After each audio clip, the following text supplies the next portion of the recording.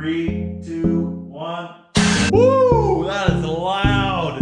And it bricked the ECM. Is to mount the pump right about there on the... What is up, everybody? Welcome back to the channel and welcome to another Nasty Love build video.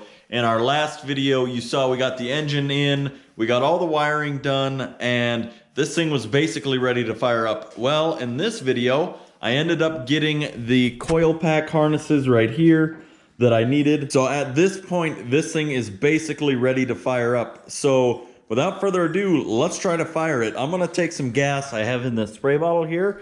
I'm gonna spray it in the intake and we're gonna try to fire it up. Okay, here we go.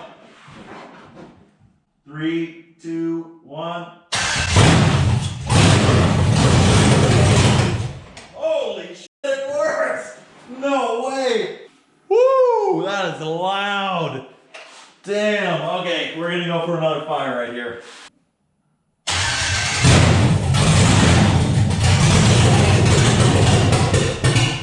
Alright, so that was awesome. Somehow I managed to get this thing to run, but with the Holley Terminator X system, it actually is pretty simple. But this is not sustainable. We don't have a fuel system. It's not ideal to have somebody sitting up in the front in the engine bay with a squirt bottle full of gas trying to keep the engine running. So we gotta build our fuel system, which I have all the components right here. This is all from Autotech. We have an Aeromotive fuel pressure regulator, a JEGS fuel pressure gauge, and just an eBay shutoff. This is just so if the truck rolls over, gas won't be spilling everywhere. So I'm gonna start off by making the simplest line first. We'll grab some of that AN line, come up here, and go from this fuel rail over to this fuel rail. That's gonna be the first line we're gonna make, and then we're going to work on running fuel from our fuel cell here in the back, right there, all the way down along the frame up into the engine bay. So let's get to work, guys. First thing we have to do is cut our AN line that we have here.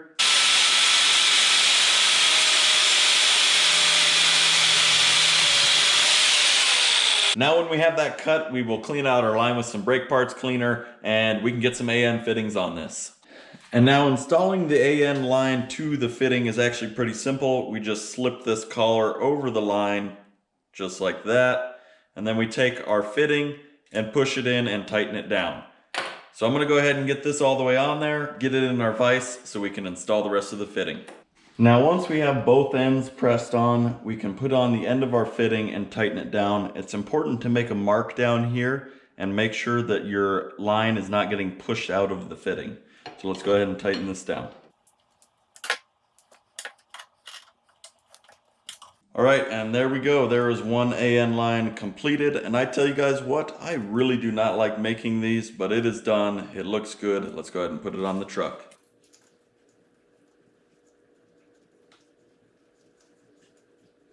Now I don't think this is very smart and you're probably not supposed to do it, but I'm gonna do it anyways. So I have some AN fittings here and I have this rubber hose and I'm gonna use the rubber hose on the AN fittings. I honestly don't really see why it wouldn't work other than this being 3/8 hose and this being I think -8, maybe it's -6. I don't really remember honestly, but they fit really nicely with each other. One isn't way bigger and one isn't way smaller than the other. So hopefully it should all work. I'm sure there's gonna be somebody in the comments that's gonna tell me that I can't do that, but I'm gonna do it and see if it leaks. If it doesn't leak, then it's good to go. But before we make any more lines, we gotta go ahead and mount this bad boy, the fuel pump from Autotech.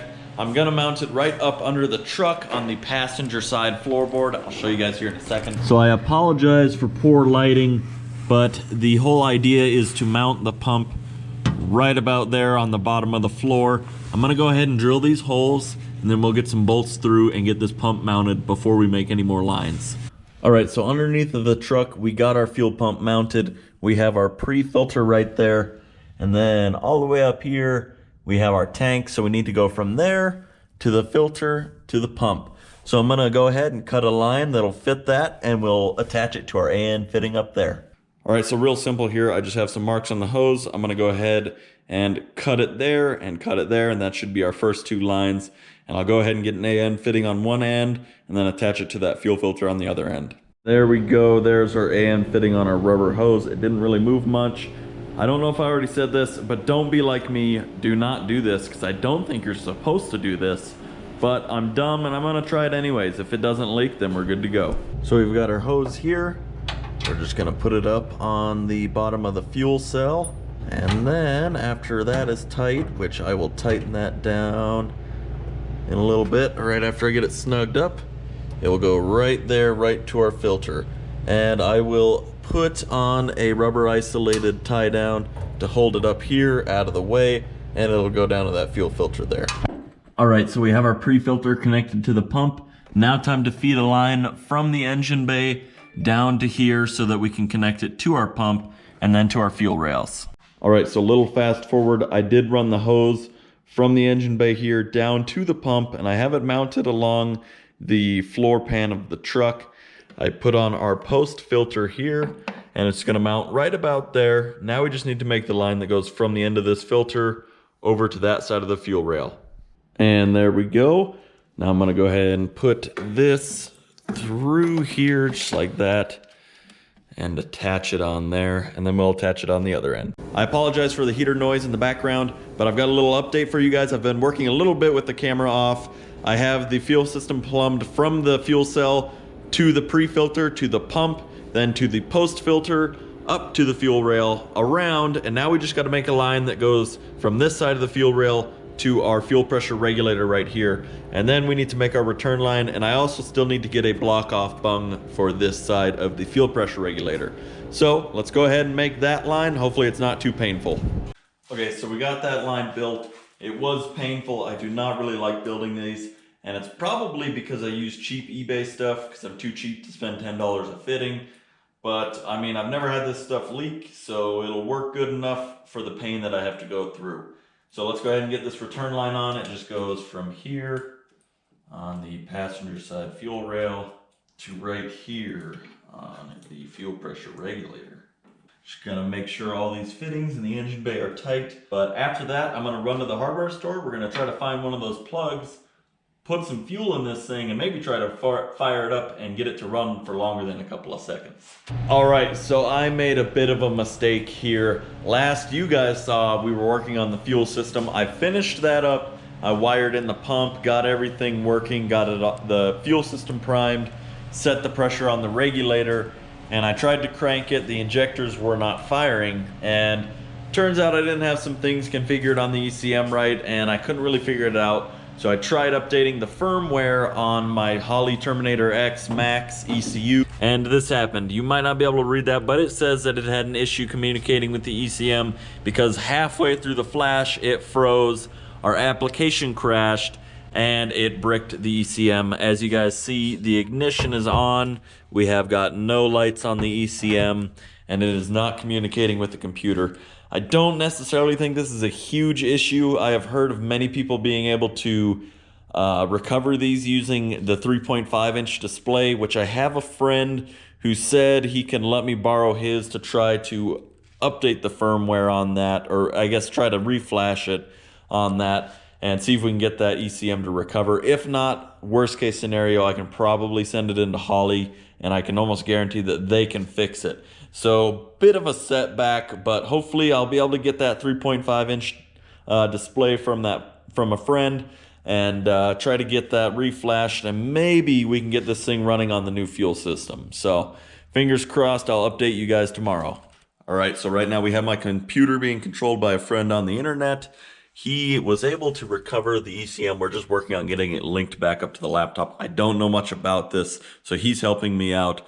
But we were able to get the lights to kick back on. That's good news. I'll update you guys in a little bit to let you know if it's going to work out. All right, guys, good news, big update. We got everything to work. The ECM did recover. Our fuel pump just cycled. Right now, this guy, I guess he must be doing a little bit of tuning for me, which I didn't even ask him to do, but I'm very, very appreciative of. So hopefully we'll be able to get this thing fired up here in a minute. All right, here we go.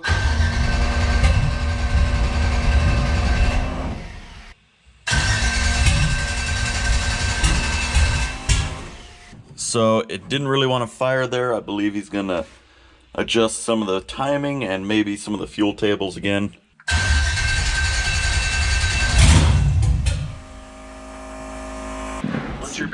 pressure? I have it set at 60 psi right now. Fire it.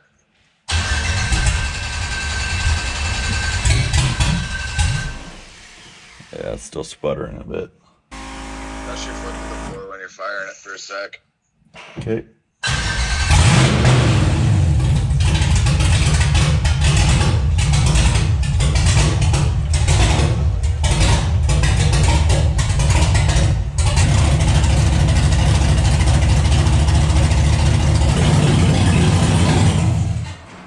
All right, there we go, guys. The truck is now running, and it doesn't run great. We still need to put an exhaust on it.